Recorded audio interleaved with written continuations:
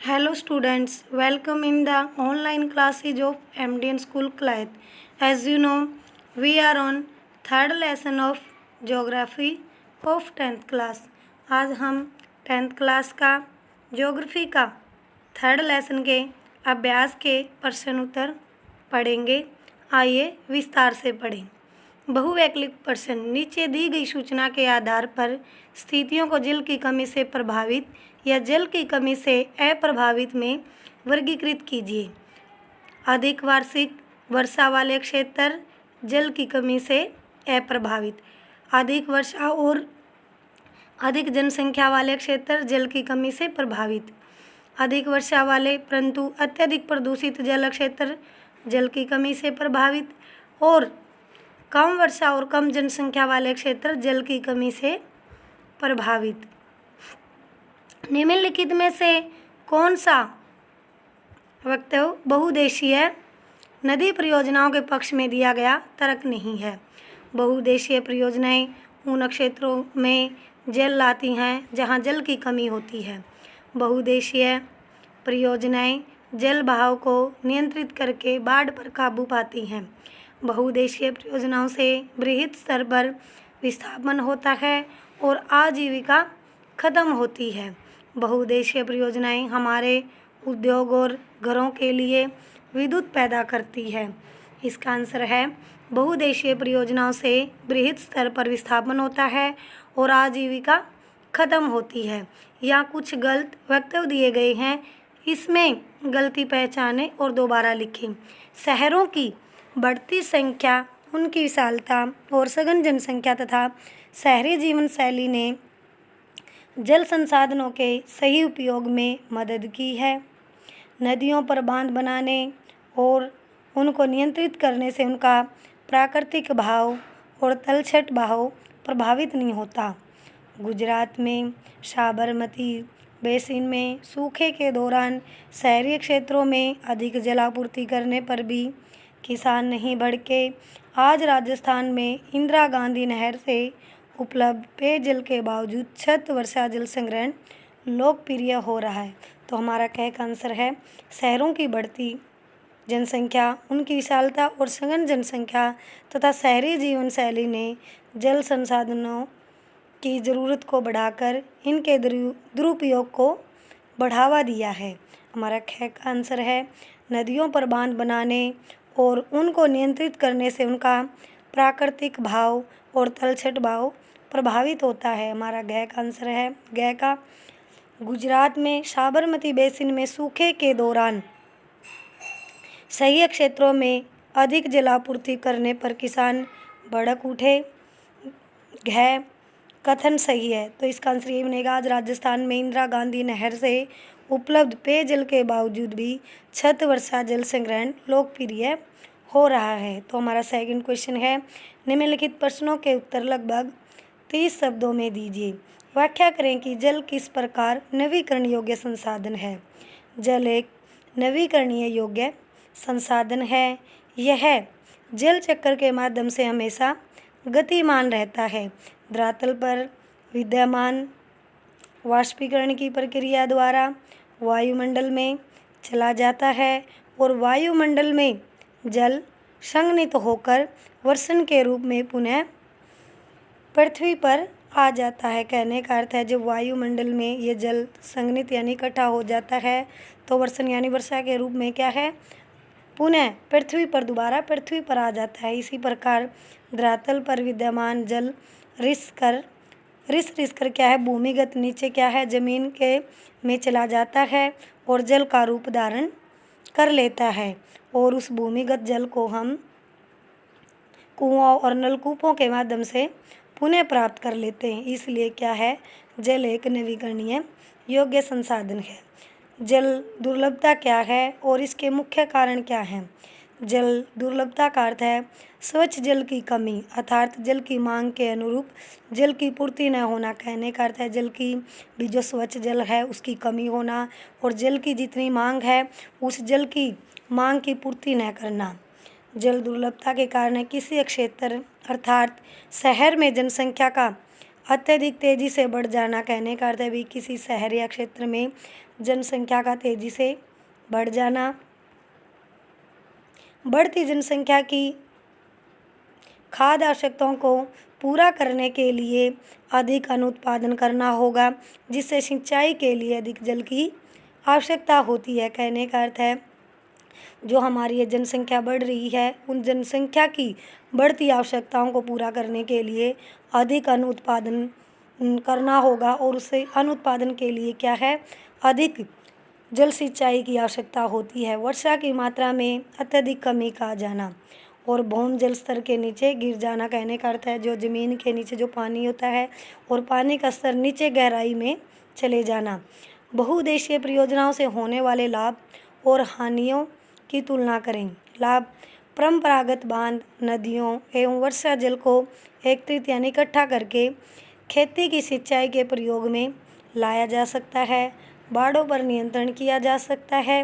विद्युत उत्पादन किया जा सकता है और पानी में क्या मछली पालन भी किया जा सकता है। और पर्यटन और आंतरिक नौचालन को बढ़ावा दिया जा सकता है। हानियाँ: नदियों पर बांध बनाने और उनका बहाव को नियंत्रित करने से उनका जो प्राकृतिक बहाव है वो रुक जाता है और नदी जलीय जीवावासों के में भोजन में कमी हो जाती है। कहने का अर्थ है जो नदियों में जो जलीय जीवों का आवास है उनके भोजन में कमी हो जाती है।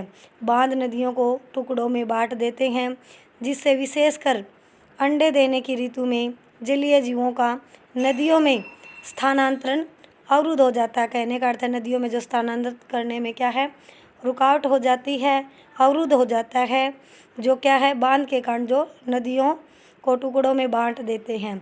जलाशयों में वहाँ मौजूद वनस्पतियाँ और मिट्टियाँ जलमग्न हो जाती हैं। कहने का अर्थ है जहाँ बांध बनाए जाते हैं वहाँ पानी की ज़्यादा मात्रा होने के कारण वहाँ की जो वनस्पति और मिट्टियाँ क्या है जलमग्न हो जाती है, यानी जल भर जाता है और भारी संख्या में लोगों का विस्थापन का सामना करना पड़ता है। निम्नलिखित प्रश्नों के उत्तर लगभग 120 शब्दों में दीजिए। राजस्थान के अर्ध शुष्क क्षेत्रों में वर्षा जल संग्रहण किस प्रकार किया जाता है। कहने का अर्थ है जो वर्षा का पानी है उसको किस प्रकार इकट्ठा किया जाता है, व्याख्या करें। राजस्थान के अर्ध शुष्क और शुष्क क्षेत्रों विशेषकर बीकानेर, फलोदी और बाड़मेर में लगभग हर घर में पीने का पानी संग्रहित यानी इकट्ठा करने के लिए भूमिगत टैंक बनाए गए हैं ज़मीन के अंदर, और उसे क्या है अथवा टांका भी कहते हैं किसको, भूमिगत टैंक को, और इसका आकार एक बड़े कमरे जितना हो सकता है। फलोदी में एक घर में 6.1 मीटर गहरा, 4.27 मीटर लंबा और 2.44 मीटर चौड़ा टांका है, यानी जो भूमिगत टैंक है। टांका यहाँ सुविकसित छत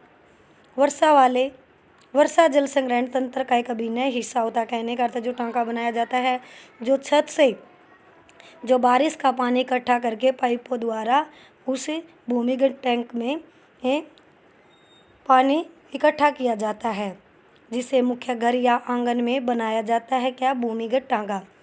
वे घरों के ढलुआ छतों से पाइप द्वारा जुड़े हुए हैं और छत से वर्षा का पानी इन नलों से होकर भूमिगत टांकों तक पहुंचता है और जहां इसे एकत्रित किया जाता है यानी पानी को इकट्ठा किया जाता है।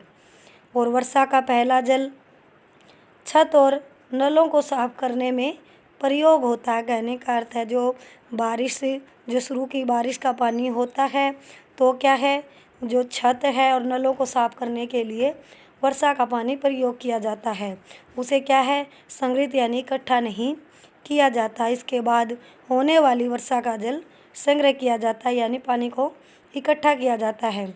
टांका में वर्षा जल का अगली वर्षा ऋतु आने तक क्या है उस पानी को तब तक संग्रहित रखते हैं, इकट्ठा रखते हैं तब तक जो अगली बारिश शुरू होने तक पानी को संग्रहित किया जाता है और इसे जल की कमी वाले ग्रीष्म ऋतु तक पीने का जल उपलब्ध करवाने वाला जल स्रोत बनता है।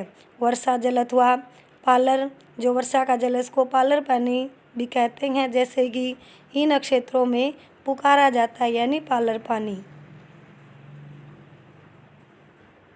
प्राकृतिक जल का शुद्धतम रूप समझा जाता है वर्षा का जल।